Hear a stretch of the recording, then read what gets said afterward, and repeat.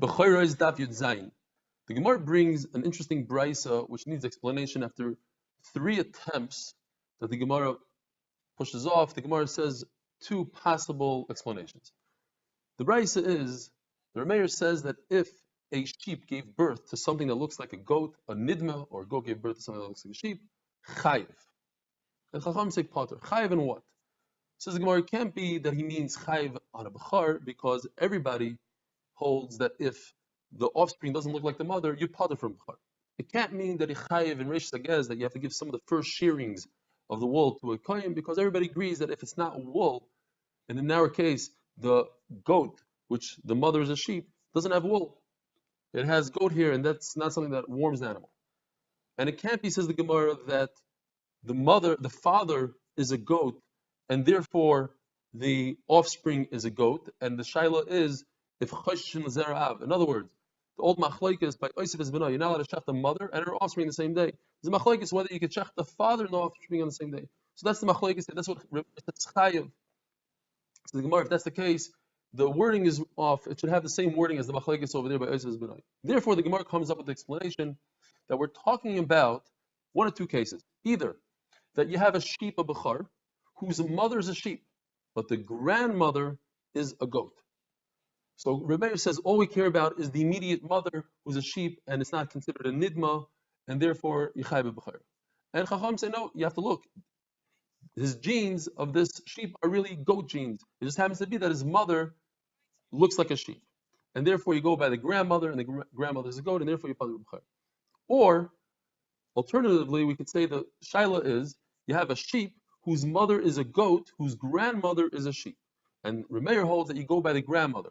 The sheep goes back to its original, what it's supposed to be. It's supposed to be a sheep, and therefore chayiv b'chayr. And according to Chachamim, we go to the immediate one right above. His mother is a goat, looks like a goat, and therefore potter from b'chayr.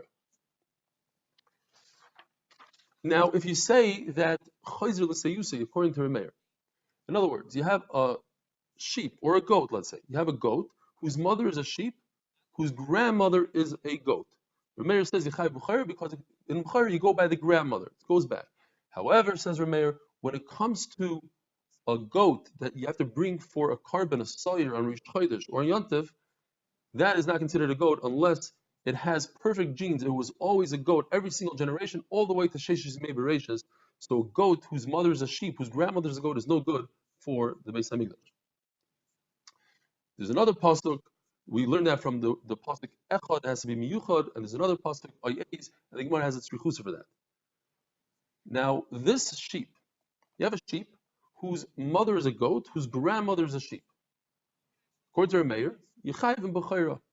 It's a complete sheep, behilchas b'chayra. What about its wool? Says the Gemara, is wool for 3 halachas is not considered wool. Halacha number 1 is shatnez. Even though it's a sheep, it looks like a sheep, and it has wool like a sheep, but since its mother is a goat, its wool is not chayiv b'shatnez if you combine wool and linen together. Another halacha is benegea to tchelas on tzitzis. It's not considered wool for tzitzis, and it's not considered wool for tzaras of a beged of wool. And Rav Ashi adds a halacha. He says, based on this, if you take the vines of grape and you put them on a fig tree where the figs infuse a aroma of figs, so now you have grapes that are fig grapes in terms of their smell. That kind of wine made out of those grapes is also for the mizbeach. You can't bring it as the sachem. And says the Gemara, but it's obvious that if you take pishtan and you take flax and you put it in a thorn bush, the smell of the thorns doesn't create a different type of flax. It's the same flax, and therefore doesn't create an issue. Says the Mishnah, this is the Mishnah that we discussed previously regarding Efshel Tzamtzim. Can 2 occurrences, 2 events happen at the same exact moment, the millionth of a second? So if you have 2 males, firstborns, come out simultaneously, is it possible physically to happen? According to Rabbi Yossi Aglili, Efshel Tzamtzim, it's possible for it to happen. Not only that, the Torah allows for 2 Bechorim to happen at the same time because the Torah says Hazchar. According to Chachamim, it's not possible to happen. So you have a suffix, which one is what? If you have a situation where these two males were born. So according to Reb Tarfon, in the beginning of the Mishnah, and it's interesting because the next few Mishnayos you have the same situation where Reb Tarfon says something, then he retracts it. So in the beginning, Reb Tarfon said the stronger one usually wins or always wins when he comes out, the bigger, stronger one. So therefore, the bigger, stronger one goes to the Kohen, and the weaker one goes to Yisrael. And according to Reb Akiva, you mishamnim, you take the difference in the fat between the two, and basically the Kohen gets the weaker one because later on, Reb Tarfon in the Mishnah retracted it, and he said that if one of them dies, one of the two males die, you do a chalukah. You don't say, oh, the stronger one out. You do you split it down the middle. And according to Rebbe Akiva, now the Gemara asks, if you hold efshel tzamtzem, it's possible that an occurrence happened to get simultaneously at the same exact moment, so then humans could for sure do it. If they intend to do something simultaneously, they could do it. But if you hold efshel tzamtzem, according to Chachamim, you say efshel tzamtzem, that's mishamayim. It's not possible that it so happened by itself that two animals were born the same exact millionth of a second. But if humans wanted that to happen, is it possible or not? So the Gemara brings a raya from the Chut HaSikra, the red line around the Beis Hamikdash, around the Mizbeach. Some of the bloods are sprinkled below the red line and some above. How is it possible to know if it's above or below the red line? Perhaps, since it was done by humans, maybe it's not exactly in the middle of the Mizbeach, maybe it's slightly below, slightly above. Says the Gemara, the Chut HaSikra was wide and therefore there's a little bit of wiggle room there. Says the Gemara, what about the halacha that the Torah says in the Beis Hamikdash you have certain vessels, it's supposed to be a certain size, a lug, a revius.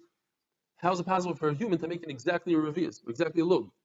Says the Gemara, because when the Torah, HaKadosh Baruch Hu said to do it, he understood that humans are not perfect and it won't be perfect.